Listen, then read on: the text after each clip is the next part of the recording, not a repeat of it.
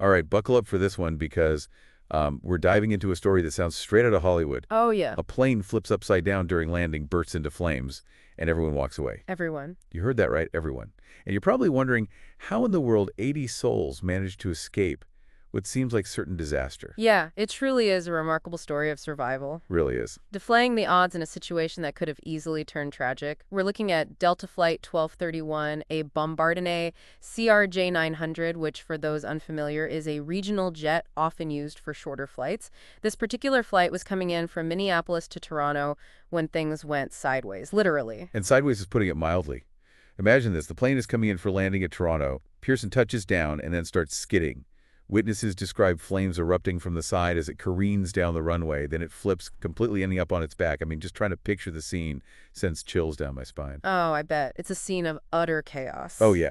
With passengers describing a big fireball and the terrifying feeling of being suspended upside down. And yet, amidst this pandemonium emerges a story of incredible effectiveness and perhaps a touch of luck. A touch of luck always helps. Let's talk about those emergency crews for a moment. Okay. They didn't just respond by the book. Yeah. They seemed to anticipate every challenge. I'm dying to hear about this. Oh, yeah. What did they do differently? Did they have some sort of special training for aircraft emergencies? Well, Toronto Pearson actually has a dedicated aircraft rescue and firefighting team, or ARFF. Okay. These folks train constantly for scenarios just like this. Wow. They aren't your average firefighters. They're equipped with specialized vehicles designed to combat aircraft fires and are trained to get to the scene and extinguish flames incredibly fast, Yep. minimizing the risk to passengers. So they were ready for the worst. But let's talk about those passengers for a second. You're in a plane that's literally upside down, there's fire outside, and you have mere seconds to react.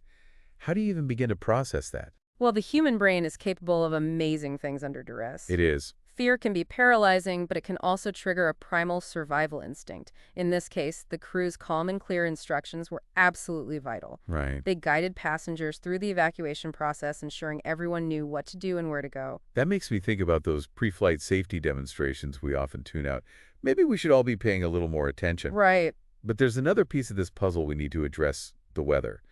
There was some conflicting information circulating about wind conditions at the time of the crash, right? Yeah, this is where things start to get a little murky. I was going to say. We have the fire chief stating no crosswinds, but other reports cite gusts of up to 64 kilometers world, which is significant, especially during landing. For context, a crosswind basically pushes the plane sideways, making it harder for the pilot to maintain control. Yeah. It's like trying to land a paper airplane in a gust of wind. So we've got these powerful wind gusts potentially pushing the plane around, and this CRJ900, which is a smaller jet trying to touch down safely. I could see how things could go wrong pretty quickly. Yeah. But if the fire chief is saying there were no crosswinds, could there be some sort of miscommunication or different ways of interpreting the data? That's a great question, and it's something the investigators will be looking into very carefully. There's a lot of data to sift through: weather reports, radar readings, pilot communication, and even the black box recordings from the plane itself. It's like putting together a giant high-stakes jigsaw puzzle. And while this puzzle is being pieced together, we have a ripple effect impacting hundreds of travelers. Flights canceled, delays stacking up, and that feeling of uncertainty hanging in the air. It's a reminder that events like this have consequences far beyond the immediate scene. Oh, for sure. But let's circle back to the miracle of survival for a moment. Okay. We know everyone got out, but what was it like in those first few minutes after the crash? Well, we have some incredible first-hand accounts from passengers. Oh, wow. One passenger even managed to film herself right after escaping the wreckage, Oh, my gosh. capturing the raw emotion of the moment. Really? She's visibly shaken, repeating, "I was just on a plane crash, oh my God." It's hard to imagine that feeling of disorientation and shock.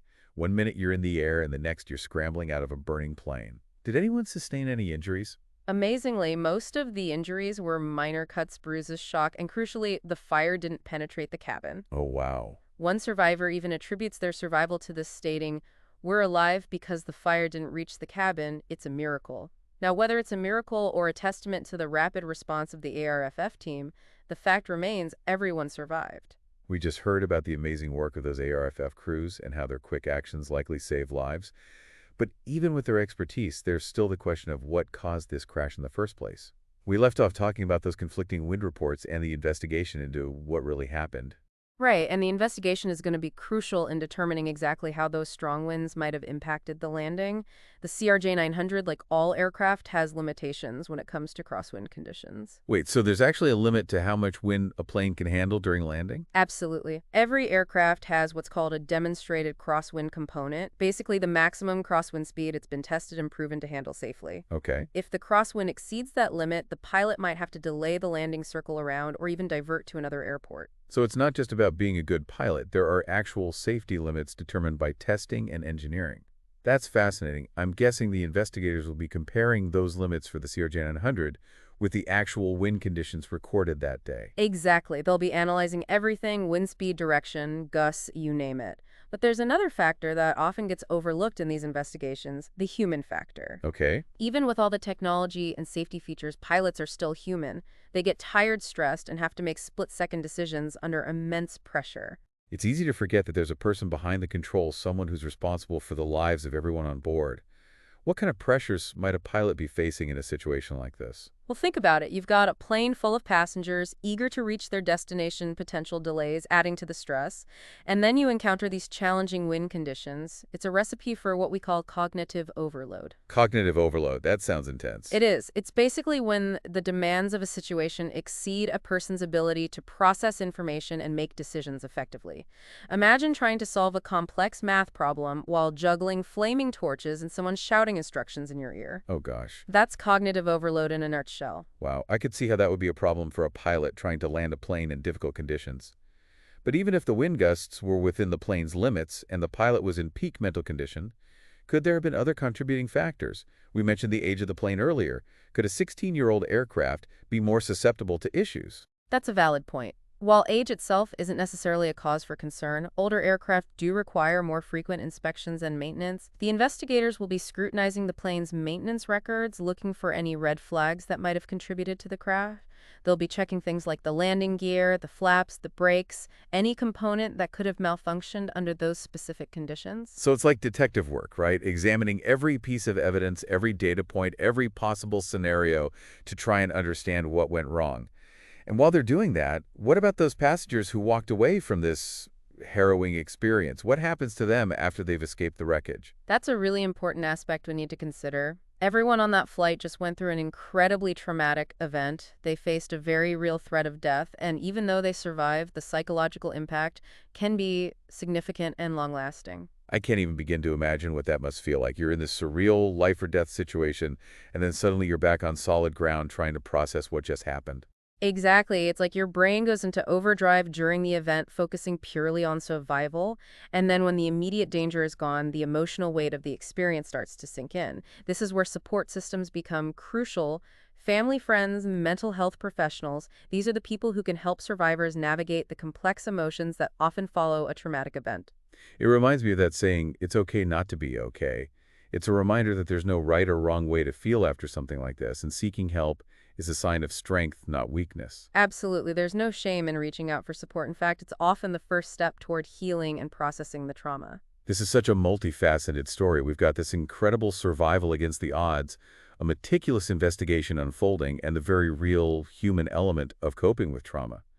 As we wrap up this part of the deep dive, I'm curious what aspect of this event stands out to you the most? What strikes me is the delicate balance between human skill and those elements we can't control. The pilots, the crew, those ARFF teams, they all exhibited incredible skill and training. But then you have the weather, those unpredictable gusts of wind, and the potential for mechanical issues that can throw everything off course. It's a stark reminder of the complex systems we rely on and the fragility of those systems. We just touched upon the incredible skill and training of the pilots and emergency crews and how they navigated this incredibly challenging situation. But I think it's important to spend some time with those passengers, the ones who lived through this harrowing experience. They walked away physically unharmed for the most part. But what about the invisible scars? Right, that's a crucial part of the story that often get overlooked. We tend to focus on the physical aspects of survival, but the emotional and psychological impact of a near-Earth experience can be profound. Yeah, I remember reading a quote from one of the passengers who said, "It felt like a movie, but it was my life." It makes you realize that these aren't just statistics or headlines. These are real people whose lives have been irrevocably changed by this event. Absolutely. Each of those 76 passengers and 4 crew members now carries the weight of that experience.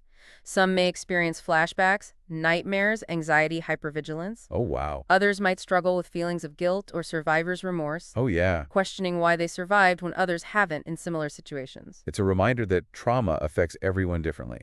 There's no one-size-fits-all response, no set timeline for healing. Precisely. And that's